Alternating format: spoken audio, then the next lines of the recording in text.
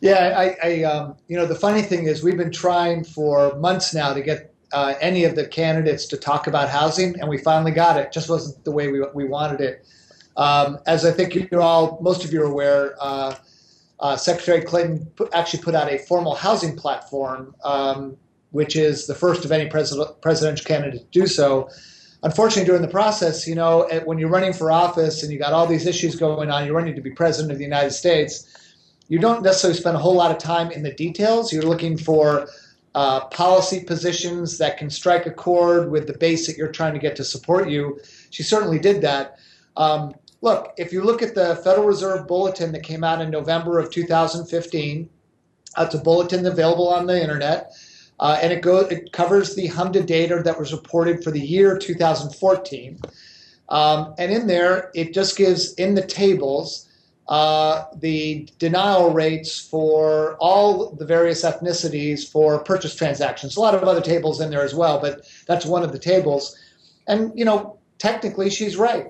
Denial rates for minorities are higher than denial rates for white non-Hispanics. Unfortunately, what she fails to look at is the why question. So FICO distribution, relative down payment. I mean, that was a large Latino audience in that town hall, and the individual asking the question was Hispanic. And for the Latino community, that's a younger demographic. White non-Hispanics are older. So you tend to have more equity, more cash as you get older, so you can put larger down payments down. So if you look at the first-time home buyer populations today, a lot more Hispanics, fewer white non-Hispanics. And so when you look at purchase transactions over the last year, whites had bigger loan balances, larger down payments. Hispanics are a lot of the first-time homebuyer population. It is a demographic problem at the outset, but there's also a difference in her comment about African-American borrowers' denial rates.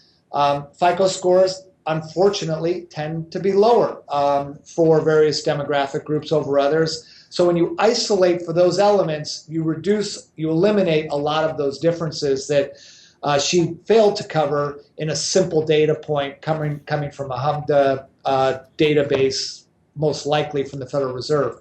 The other thing I would just say, Brian, is it was interesting, the follow-up question that individual, if they watched your video that you posted, followed up with, I just went through a loan application. It was really hard. It took forever. And she said, we're going to stop that too and make lenders make it easier on you. We'd love her help.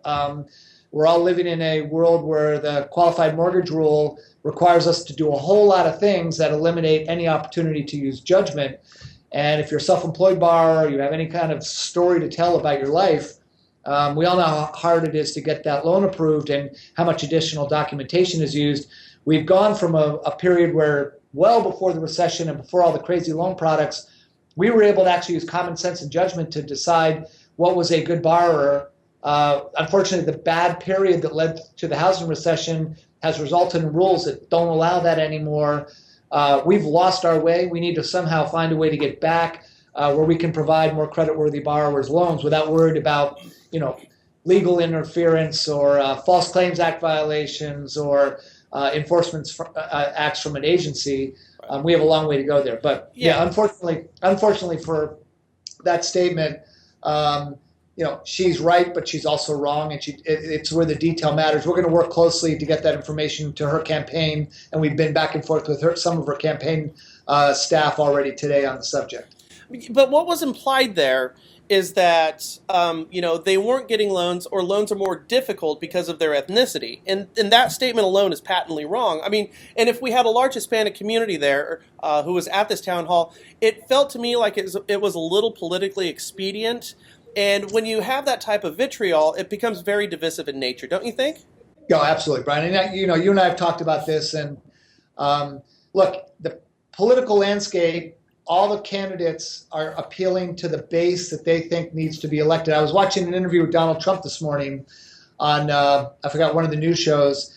And they were asking if he's going to soften his tone and become more thoughtful in his responses. And he replied with something like, I will probably do that at some point. But right now, as I march to try to win the nomination of my party, the audience seems to like what I'm saying, so I'm going to stick with it. And in that regard, I think what you get out of any of the candidates at this point in time is rhetoric that appeals to what they consider to be their base. And I think for Senator Clinton, particularly when she's up against a Bernie Sanders, who is clearly very populist, really vitriolic against Wall Street and the financial services industry, she's having to veer in that direction. Whether she believes it or, to that extreme, we will find out further as we go forward. But there is politics at play here. And I think, unfortunately, that makes us all a little ill that this process is occurring.